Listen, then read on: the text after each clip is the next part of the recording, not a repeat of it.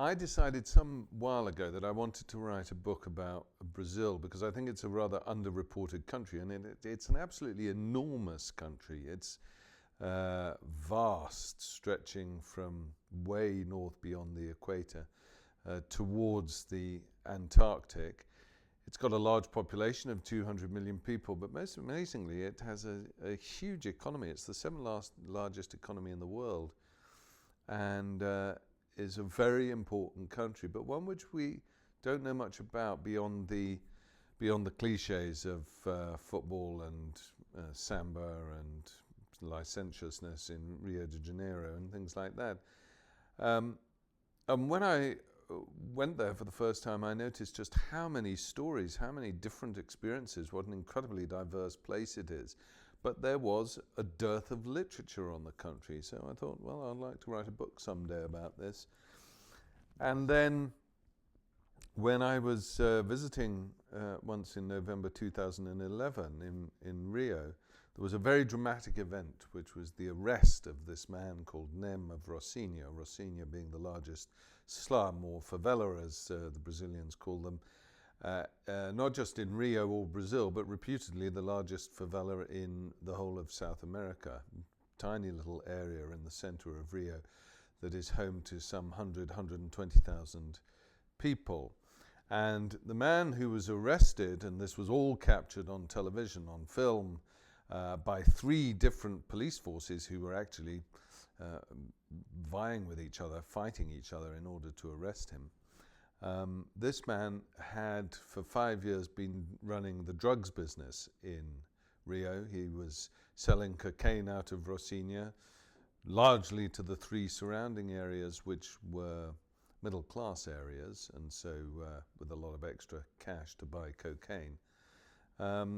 As head of the drugs operation in Rocinha, that also meant that he was effectively Prime Minister, and he was quite a young guy. He was still in his mid-30s when he was arrested. And after his arrest, I discovered that he had given 2 or 3 interviews to Brazilian newspapers before he'd been arrested. When I read those interviews and realized that he was very, very different from what one's image of a drug lord is. He was extremely thoughtful and with some critical remarks about politics in Rio and in Brazil. And I thought he would be a fascinating person to write a profile of, and I wrote to him in prison. And to my surprise, he replied very quickly and said, "Come and see me." The center of the research was working with Nem himself, Antonio, to give him his proper name. Nem of Rocinha is his nickname, but his name is Antonio Francisco Bonfim Lopes. And he is imprisoned in a maximum security jail deep in the interior of Brazil, which was something of a logistical and certainly bureaucratic nightmare to get to on the 10 occasions that I visited him, interviewing him in total for 28 hours. But of course, I couldn't rely on Nem's testimony alone for his story because it was almost certainly going to be tendentious at points. So I had to get it corroborated, both by his friends and family, by his enemies, by journalists, by police, and through documents as well. And that was a very intensive experience inside Rio de Janeiro, interviewing everyone he knew. I think the most important interlocutors, apart from Antonio, were the 3 police officers who spent 4 years investigating his entire drugs operation. And they were incredibly helpful, very thorough, very precise.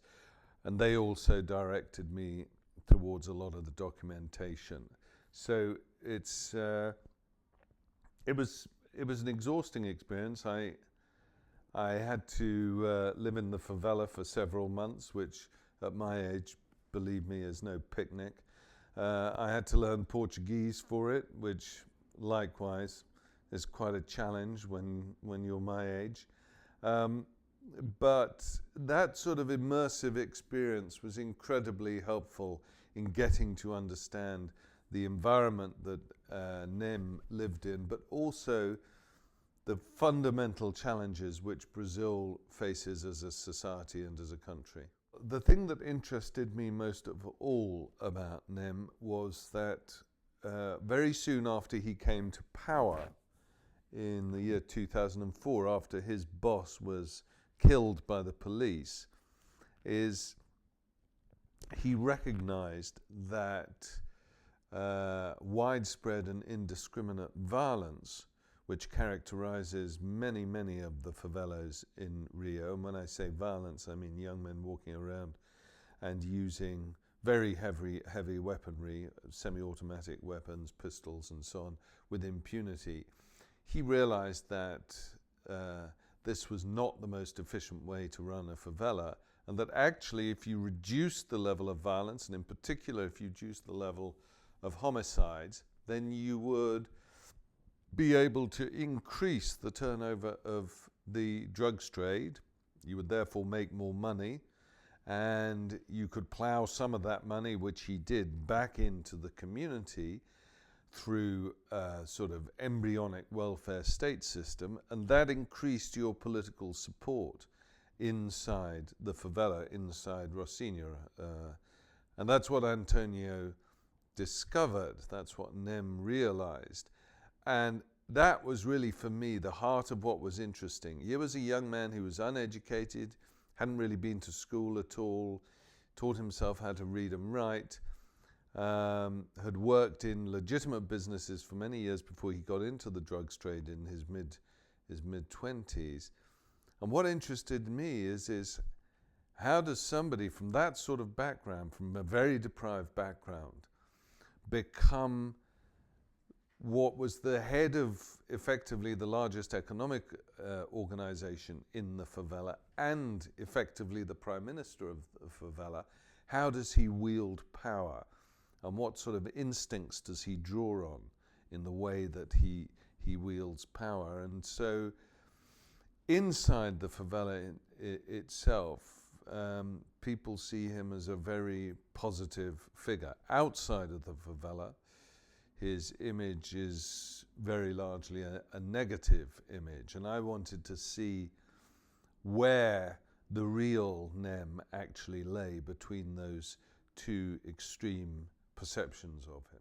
Nem claims that the drugs cartel were what brought discipline and order and functionality to the governance of favelas, and that he felt that if you didn't have a structured hierarchy, there would have been chaos and more violence.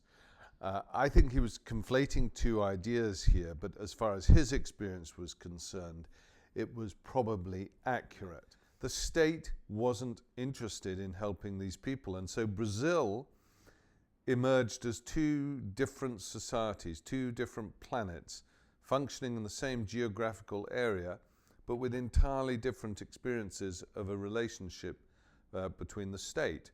And they were lawless. And from a very early stage, the slums, the favelas, were self-governing. Now, this self-government became very intense once in the 1980s, Brazil became the main transit route for cocaine going from Colombia and Bolivia and Peru to Europe, and it developed its own retail trade of coke as a consequence.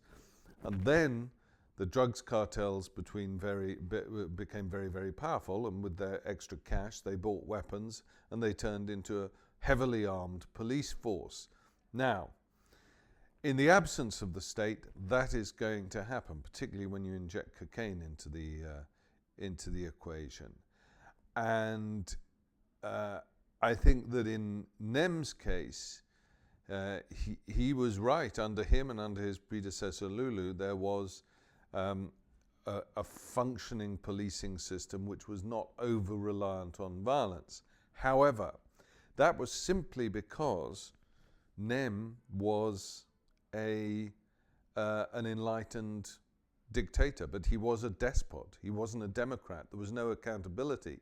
And there were other favelas, many other favelas, where you would have similar despots, dictators, who were unenlightened and who emphasized not the sort of welfare provision and the community aspects of, or financing the community, that NEM did, but they emphasized instead the violence, their monopoly on it, and these were regimes of terror.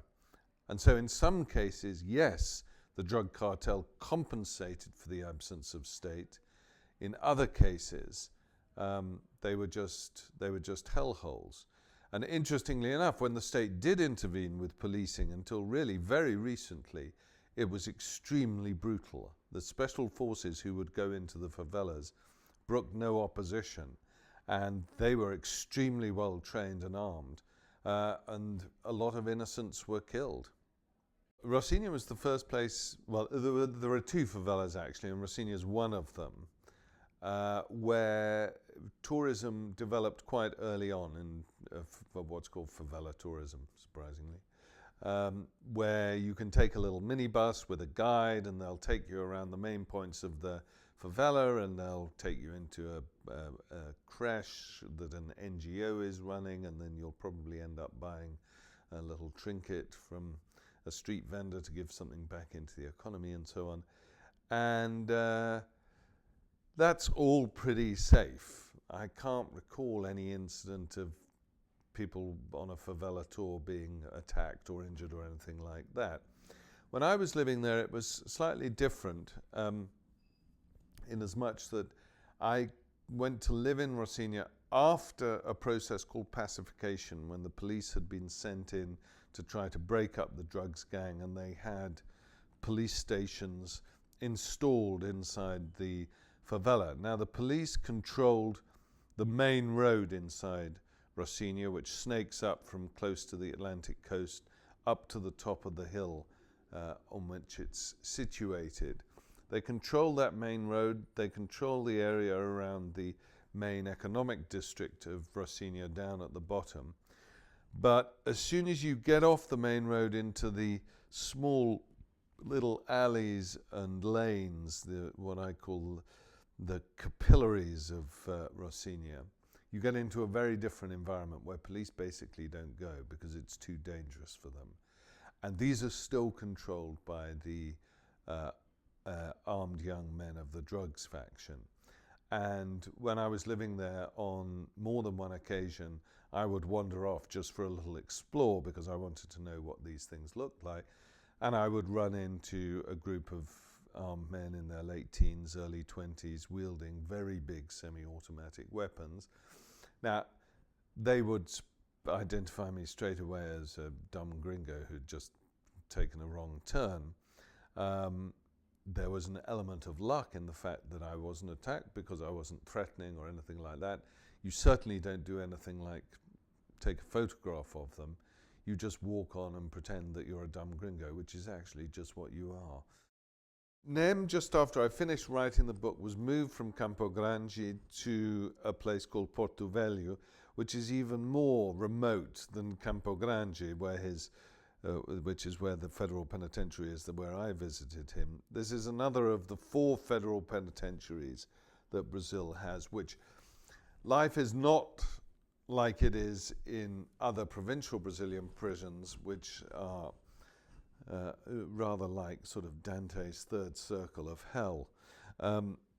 Actually, life in the federal penitentiaries is quite ordered. It's quite lonely. He's on his own 23 hours a day. He has 1 hour of exercise with other people in the prison every day. He is a very devoted father, and it is his commitment to his children and also his patriotism for Rocinha, I think, that keeps him going. But I think he gets pretty depressed in there.